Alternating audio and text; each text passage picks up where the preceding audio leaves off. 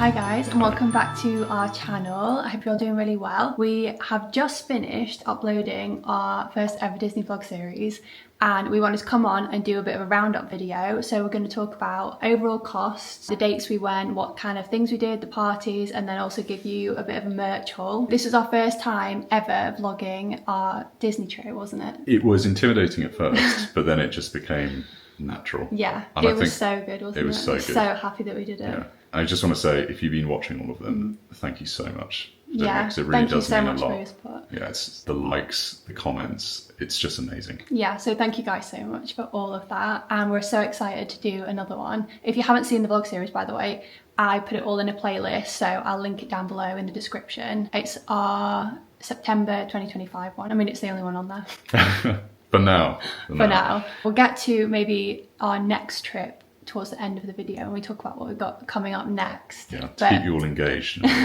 Yeah, so make sure you follow to the end. Like and follow and subscribe. Should we go over what our trip actually was, just quickly? So we did our Disney World 15-night stay at Pop Century. We flew out on the 1st of September and we came back on the 15th, so we did like a full 2 weeks. Our second time staying at Pop, we loved it so much, so we decided to go back there. Pop is where it's at. Yeah, we love it so much. With the Skyliner, the food court's amazing, the store's amazing. Yeah. Really cool theming. So definitely recommend Pop if you're considering it. Yeah. We'll go over some of the costs that we had for each aspect of our trip. We also did one night at Lowe's Royal Pacific and we did the 2-week Universal ticket, but we only went to Universal for 2 days in the main 2 parks. And then we also did 1 day at Epic Universe with Express Pass as well. So we'll go over quickly what each thing cost us and then we'll do an overall cost at the end. When you add it all up, yeah, when you add still shocking. Yeah, it's really difficult to stomach, but you know, it was all worth it. This trip was actually our honeymoon, so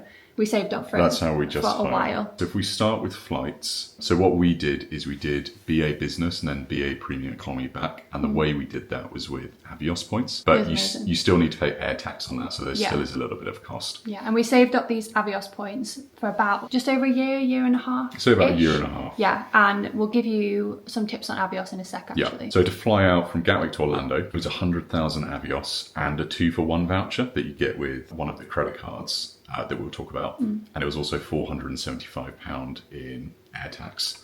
That for the flight out. That's for the flight out. And then on top of that, this is the worst bit for me, but because we wanted to sit together because it was our honeymoon, we paid £222 just to secure our seats in advance. That's mental that you pay that for just a seat reservation. The flight back, BA Premium, obviously Orlando to Gatwick. Also a really good experience, wasn't it? It was a really good experience. Premium. Yeah, we paid 95,000 Avios on that and then £303 in air tax. So overall, for the flights, that's exactly £1,000.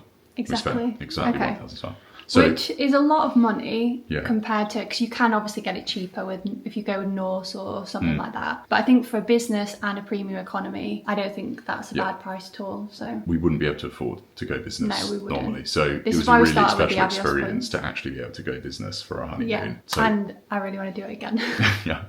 Should we talk a little bit about how we got the Avios points? Yeah, so in order to save up enough Avios points, like I said, we probably saved for about a year and a half. One of the main things that we did, which we wouldn't have been able to do it without, was we got the Amex credit card. So we did Amex Gold, I think, initially. Yeah, we did Amex Gold and the points convert into Avios. We did Amex BA. There's a premium BA specific Amex that gets you Amex points directly, and then we did a Barclay card Avios card as well. So we did a couple of different ones basically, and we joined for a year because usually with the joining you get the first year free in terms of there's no yearly fee. So after the year was up, we just cancelled the card. If we didn't, you could keep it on if you wanted to, but for us we decided to cancel the card, and with that you get the 2-for-1 voucher and the upgrade voucher, and that's something that they give you extra when you have spent a certain amount of money to get a certain amount of points. So what we did was when we would reach that and get the bonus, we would then cancel the card and move on to the next one. So you haven't got them all open at the same time. So for signing up you get a huge wad of points, and also if you refer friends or get a code, you also get a huge wad of points. And another thing is downloading the Avios app on your phone. You don't have to have a card, like you can link it to your regular credit or debit card. You can buy things through the app, like an affiliate link scheme, so you just purchase anything, whether it's like clothes, furniture, electronics, just go to the shop's website through the Avios app, and that's almost like affiliate. It gives you the points for your purchase, which is amazing. And there's some really good deals on there. Yeah, we just kind of got in the habit of whenever we were going to buy something, we would just check the app and see if they had it. Yeah, so that's how we built all the points basically. It's quite easy to do, it just takes patience, but I did do another video on my TikTok about the points, so if you want anything in more detail, then just go to my TikTok, I'll leave it in the description. So moving on to a different bit of transport.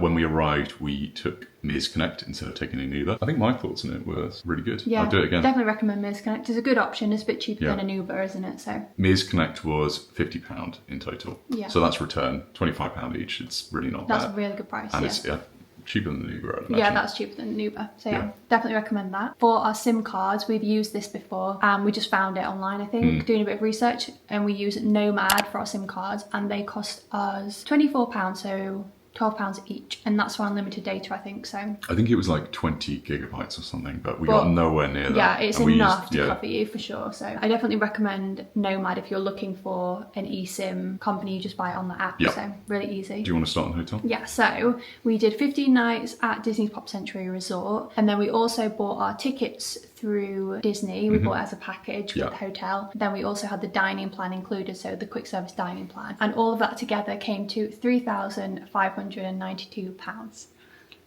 Which is a lot of money, but that included all of our food and our Disney tickets. We were happy with that. We checked and we found the cheapest. We're really flexible, so we checked the cheapest time to go, really, didn't we? Yeah, and we booked it a fair while in advance. Yeah. And you can just pay a deposit and then pay down every month, which is pretty useful. Yeah, and then we did 2 events in this trip. So we did Mickey's Not So Scary Halloween Party, first time. It was really good, wasn't it? Yeah, it was really good. Yeah, it was crazy, really crazy busy. Yeah. Wasn't it? More than we expected. I think for a couple of hours, at least for myself, I was a little bit thrown off because I thought it would be kind of more exclusive. Yeah, we did think it would be more exclusive. And the thing is, we've watched videos of it, but I think it's hard to gauge the busyness unless you're like there in person. Yeah. So we definitely would recommend it. The fireworks and the parade and the vibes of the whole night were 10 out of 10. Good. And Space Mountain with the overlay. that was the scariest ride I went on. Space Mountain in the complete dark. We don't know if we'd rush back to do it again in the next few years. Maybe in the future we go back when it's been more time. But I definitely think it's good to experience it once, wasn't it? And for those tickets for the both of us, we paid £222. So quite expensive. Definitely, if there's more of you, because obviously we're only a couple, it can really add up. And we did that on about the 5th of September, I believe. The next event we did was H2O Glow, which is at Typhoon Lagoon, isn't it? Yeah, Typhoon Lagoon. So that was, I think it was 8 to 11. It was £144. I'm going to say my thoughts on it. Okay. I thought it was okay. I wouldn't rush back to doing it. I thought it was quite expensive for what you got. It was really cool to be there at night. You get free ice creams and popcorn. Yeah. But it's just free fountain drinks as well. And free fountain drinks. You can pay extra if you want any other food or any alcohol. Yeah. But we just went with the free food and drink, didn't we? Yeah. But it was just quite cold. It was cold, surprisingly cold. You nearly got hypothermia in Florida, amazingly. I'm really nesh, guys, so take it with a pinch of salt, but it was, in my opinion, quite cold, especially for a September night. Yeah, at the end of the night, getting on the bus in the air conditioning was pretty brutal.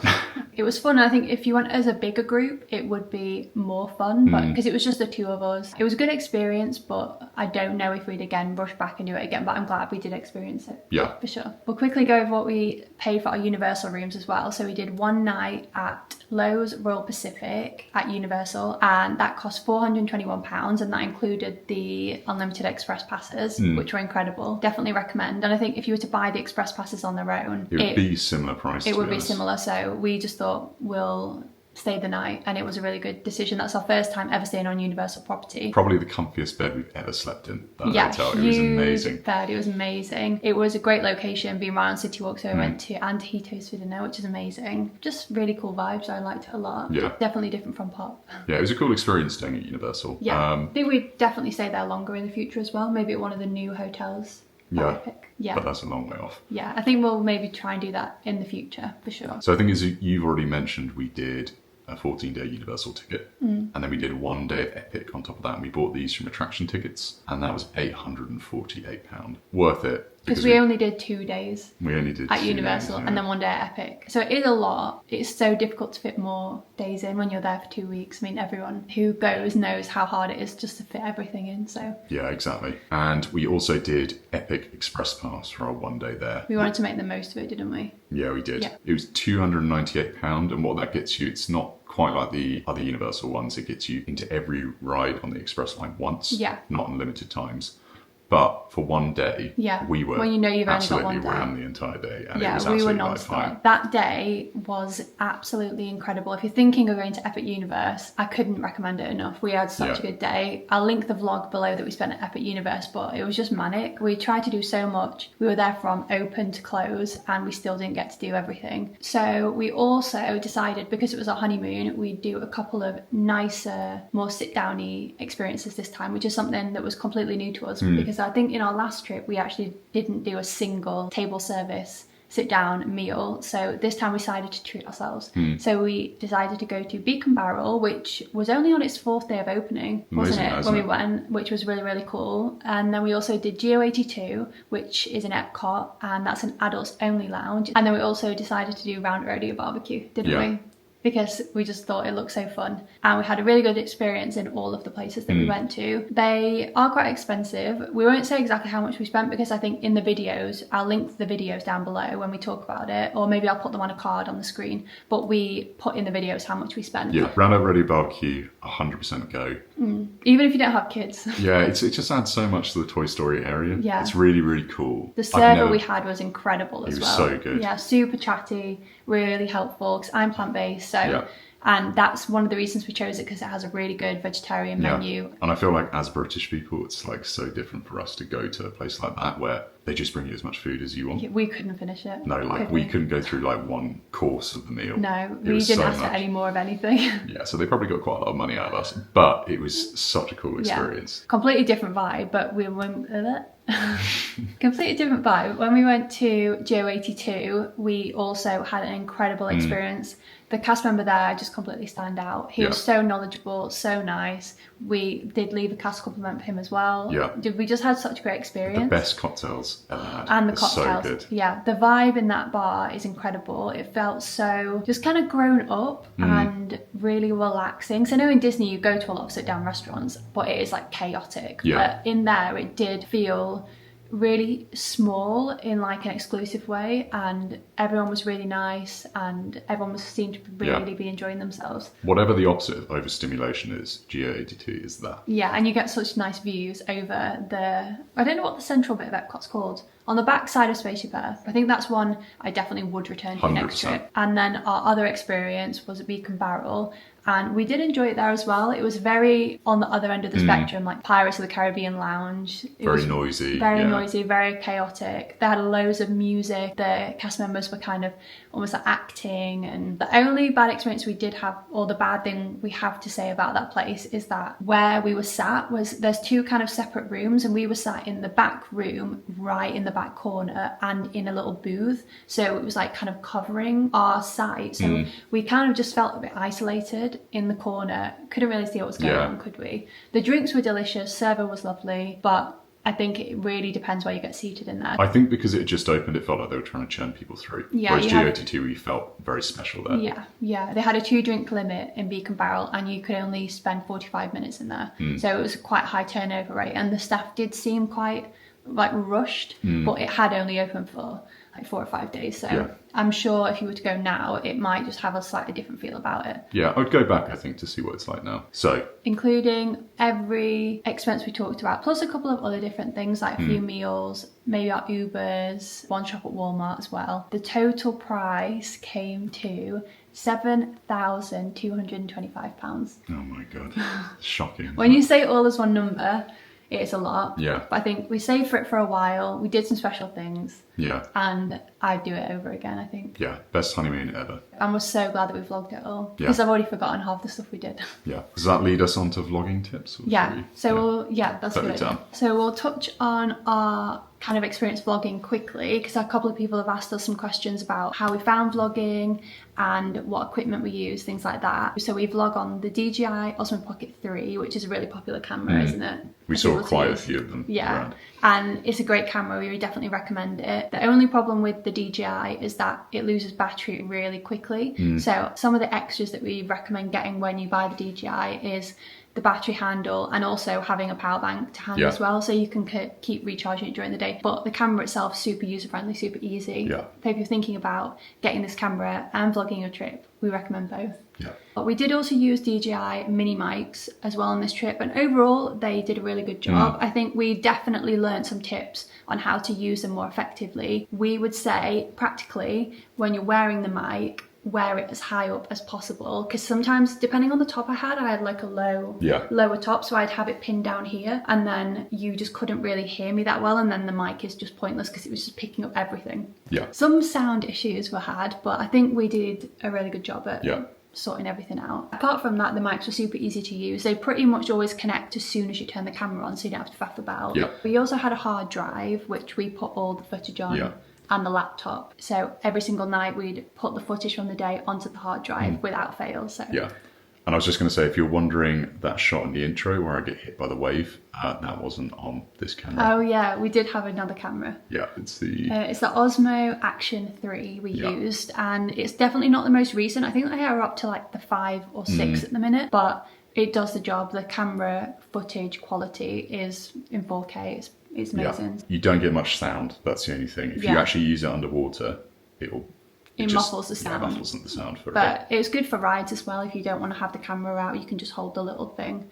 I'd say overall we really enjoyed vlogging, and I think having the vlog clips and the vlogs edited is such an incredible memory to have. I'm so happy that we did it. Some tips that we have for actually vlogging yourself in the parks is the main tip, and that's that no one actually cares. I think when I was looking back at the footage, I was expecting there to be like people watching us in the background of the clips and kind of noticing us or making fun or making silly faces, but honestly I don't even think that happened once. Honestly, no one cares. No one like even pointed it out to us. If they like notice, they don't say anything. And I think over the course of the trip our confidence definitely grew. Go for it, just vlog your trip. Just do it exactly how you want it to, because no one cares.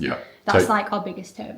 Take loads of footage. You can always remove the ones you don't like. So I'd say another tip is to practice before you go. We did a couple of vlogs, just home vlogs, or we went out to Alton Towers and we vlogged that, or we did a walk in the peaks, we vlogged that. And you don't have to put them out, but I mean, you don't have to put any of the videos out if you just want to keep them for yourself. And we edited them as well and just got a bit of a feel for it. And I think that helped us a lot actually. Be a bit more ready to use the equipment, and also just preparing yourself, becoming familiar with the camera before doesn't hurt, does it? So it's just going to treat them as home videos in my head, and then if they're good enough to be uploaded, we upload them, and like that's fine. So the best part, our merch. So we've got a mixture of merch that we bought and then the random stuff that you bring home that you can't bring yourself to throw away. Like scrapbook bits. So I think we're going to get a scrapbook and try and scrapbook it. I've never scrapbooked anything before, apart from when I was like younger. So we're going to show you all the little bits we picked up. I actually didn't have any pairs of ears before this trip. I'm wearing my new Valentine's ears today because I bought them a couple of weeks ago. The first thing I picked up on the first morning in Magic Kingdom were these black mini ears. They're pretty kind of boring, bog standard, but I just wanted something that would go with everything because, like I said, these were the only ears that I owned. So I just got these. I didn't know if I'd pick any more up throughout the trip, so I got the plain ones to start me off. And then I didn't actually end up buying any more, even though I searched. You've got to have the classics. That's and these are a really good one to have in the collection. So I just picked these up from the Main Street Emporium on the first morning. These are my favourite. These are right at the end of the trip before we left. We picked up these monorail salt and pepper shakers. We had our eye on them. The whole trip we kept looking at them. We haven't actually used them. Is anyone ever going to use these? Surely they're only for display. Yeah, probably. They are so cute. But they're really, really cute. So they kind of just sit by the cooker looking cute. And then we also got this mug. We got this from Blizzard Beach. not a mug, a cup. So this came as part of one of your quick service meals, didn't it? Like I said, we were on the dining plan, and I think this came with like a beer in for free as part of the meal. And it's only plastic, but it's a nice little keepsake. Yeah. On the subject of actual mugs this time, we picked up one mug in this whole trip, even though I probably could have picked up 10 because there were really good ones this year actually. But we just do not have the space for any more mugs. Our mug cupboard is overflowing, and I'm gonna have to get rid of some of our old ones at this point. We just love mugs. Yeah. But we picked up this one from Epic Universe, and this is the Starbucks Epic Universe mug. I just love the logo on the front. We fight over this mug, don't we? We do. So the next thing that we got was when we went to Mickey's Not So Scary Halloween party, and Matt didn't have anything remotely Halloweeny, and everyone was so dressed up actually. It was so dressed up. And I had a pumpkin-y Halloweeny top on. Yeah. So you were feeling left out, weren't you? I was feeling quite self-conscious, to be honest. So I treated myself to a Mickey's Not So Scary Halloween party top with the Gravediggers on. Apparently it glows in the dark. I've never seen it glow in the dark, but it's pretty cool. Yeah, I use it as a really kind of pajama top and stuff. Yeah, it's really cute, and it says Magic Kingdom 2025 on the bottom. Yeah. Can you see that? Is that in shot? Yeah, it's in shot. And then the last bit of merch we got was this jumper. And this is the Sorcerer Mickey one, if you can see. Yeah, you got to show everyone properly. Can you see it? Yeah, Sorcerer Mickey's all in frame. I had my eye on this the whole trip pretty much. And then there was one evening in Magic Kingdom where I was just feeling so cold. The aircon is brutal in America. And like I said, I'm really nesh. So even when we were in there during the day on the rides, I'd be like, I'm so cold. And then on the last evening, I was actually cold outside. So it was finally time to purchase the Sorcerer Mickey zip up. And I'm so pleased with that. I wear it all the time. It's so cozy. It is. I literally wear it to work sometimes. I say it is. I haven't actually worn it. Matt's not allowed to. But it does look cozy. No, It is very cozy. So I know that they were selling this on the Disney store briefly, but I think it kind of goes in and out of stock, and I don't think it's actually been in stock for a while. So, but they have had it on the Disney store, so keep an eye out for it for sure. But I'm so pleased with this. And then a few of the other bits that we got this little basket of treats that we've just thrown everything in. We picked up magic bands each. We ordered these to the hotel before we got to the resort from home. So I also have done a TikTok about how I did that as well. So go and see that if you want to know. But we got these magic bands.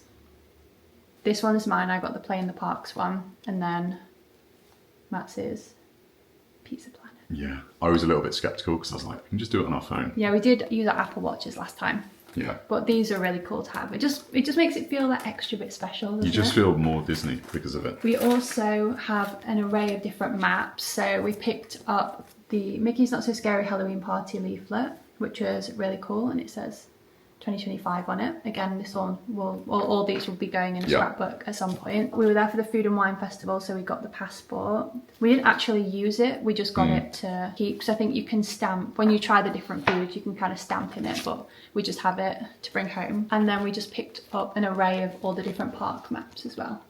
So we can keep them and never look at them probably, but we've got them. We've got them, so. And this here is one of the Geo 82 coasters. I think that they have them on the tables. They're like cardboard, so I don't think they're going to mind too much. Yeah, we got this Mickey's Not So Scary treat bag. I didn't keep my treat bag, this is Matt's bag. I had the allergy friendly treats, so they gave us like a random rubbish plasticky bag for mine, and I just collected tokens, but Matt's is a proper one. So again, I don't know what we're going to do with this, but go trick-or-treating. We'll keep it. We have the party bracelets. This one here is the H2O glow bracelet. Only Ellie survived because I just ripped mine off. And then we have both of the Mickey's Not So Scary Halloween party bracelets as well, which you need to cut off. I think we had them on for the entire trip, didn't we, until we came back. I couldn't bring mine to take it off, and you have to cut it off. I actually didn't have any scissors, did we? No, we didn't bring any scissors to America, so maybe bring those if you think about going. And then another thing that we got are our park tickets for Universal. We got 2 when we checked in so that we could go straight out and use our express passes, and we got 2 when we checked back in later in the afternoon for our room. Yeah. So we got the Super Nintendo World, Toothless from How to Train Your Dragon. That's a nice one. I love that one. And then I think this is Matt's favourite. Yeah, Dark Universe. Dark Universe. Matt's favourite land in Epic Universe. And the worst one. Transformers. So we apologise if you're a Transformers fan. We don't like Transformers too much. And then the last thing that we got was from the Port Orleans French Quarter. We went there for the first time and we went to try the beignets, but we really enjoyed it, didn't we? It was so good. The resort's so nice, has the nicest vibes. We've seen it on vlogs, but we had never been there in person. Try the jambalaya at the quick service. Yeah, we had lunch there. It was incredible. So I definitely think we'll put that on our list of resorts that we want to stay at for sure. But we got given these beads when we first arrived, which was so sweet because we weren't staying there. One of the cast members gave us some beads each. We also got a lei when we checked into Lowe's Royal Pacific, but we didn't save that, did we? But yeah, that's everything that we got. We didn't pick up a ton of stuff. We already had a pretty spendy trip as it was with all of our reservations. So we didn't go mad on the merch, but I think we got a few bits that we really loved, didn't we? And we kind of didn't make impulse purchases. We kind of waited to see if we liked stuff and then we purchased it. Yeah. So we're going to quickly touch on what a highlight of the trip was. For me, I'll go first. Yeah, go on. One of the safaris that we did, we got to see so many giraffes and we just saw loads of animals, and it was one of the best safaris we've ever done. And that just sticks in my mind. I just loved it so much. That day was incredible. Also, Epic Universe, I think because it was our first time there and it was an incredible park. We loved all the rides there, didn't we? I think my third highlight was going to GO82. That's a good list. I was going to say Epic Universe as well, specifically after dark. We were just done all the rides, doing our favourites. We were doing Stardust races a few more times. Dark, Absolutely amazing. That was like a top highlight. Yeah. Hollywood Studios, after dark, we were some of the last people in the park and just walking along at night. That was absolutely amazing. And then number 3 was going down Summit Planet. Oh my God. I had bruises for about 2 weeks after that. I was feeling pretty brave about that, and then I got to the top and I was like, oh my God. But he did it. It was quite intense. I don't know if I'll ever do that again. I'll make that decision when I get to the top of the slide next time. What's your favourite ride you did this trip? Favourite ride? Can you go first? Because I think I need to think. Okay. I think we'll do favourite ride at Disney, favourite ride at Universal. Yeah. So, I think my favourite ride at Disney, I'm going to have to pick 2. Living with the Land. I knew it. It just came out. No. My favourite ride, I think, in terms of like a feel, is soaring when you're sat in the middle of the top row. That it just brings me to tears. Yeah. It's just the music. I get so affected by music, like emotive music, and I just get brought to tears. When you get a good seat, though, it's definitely dependent on the seat that you get, because we had some crap ones. Yeah. But definitely soaring. And just overall ride, I think I'm just going to have to pick Guardians. Guardians is a top choice. You just can't beat it. Although our songs this year were absolutely atrocious. We got go on. Sorry. We got Iran about 4 times. Yeah. How many times and we got Rule like the World once. 6 times or something. Yeah. And we didn't get September. We got Iran like all but 1 time, I think. What is the chance of that happening? It's the worst song, I think, that one. Yeah, it's not vibey. It's not vibey enough. I need to get Conga or something like that. Yeah. We've not even had Disco Inferno before. No, we've just had that. Yeah, so we need some good songs next time we go. My ride at Universal, it's so difficult to pick. It used to be Hagrid's, and I think Hagrid's still is Hagrid's.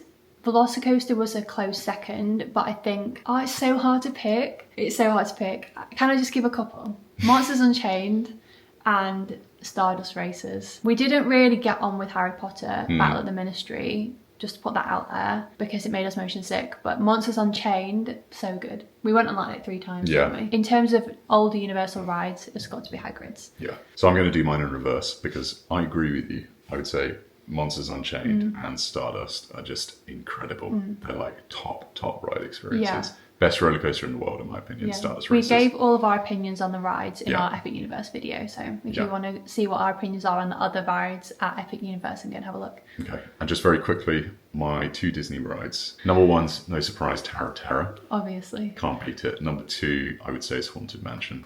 Such a classic. I love the vibes. So, spooky rides for me. 3 spooky rides out of 4 there. You are a bit of a spooky person. And in terms of our next plans, we are going to continue vlogging little bits and bobs while we're at home, so the vlogs are not going to stop. But I think our next travel vlog series is going to be in a few months' time. We're looking at maybe going a little bit later in the year, and we haven't got anything set in stone yet. We haven't booked anything. No. But it may or may not be something to do with Hong Kong. So we'll let you know if we have any updates on that, but that's definitely something that we have in the works at the minute. It's on the radar. We will see. It's more than on the radar. More than on the radar. But yeah, I hope this video has been helpful for you guys, and it's been nice for us to just chat about our trip with you all and give you our prices and give you a bit of a merch haul. But I hope you guys have enjoyed. If you haven't seen our vlog series yet, then make sure you go and watch it and subscribe to see what's coming up next, and we'll see you guys in the next one. Bye.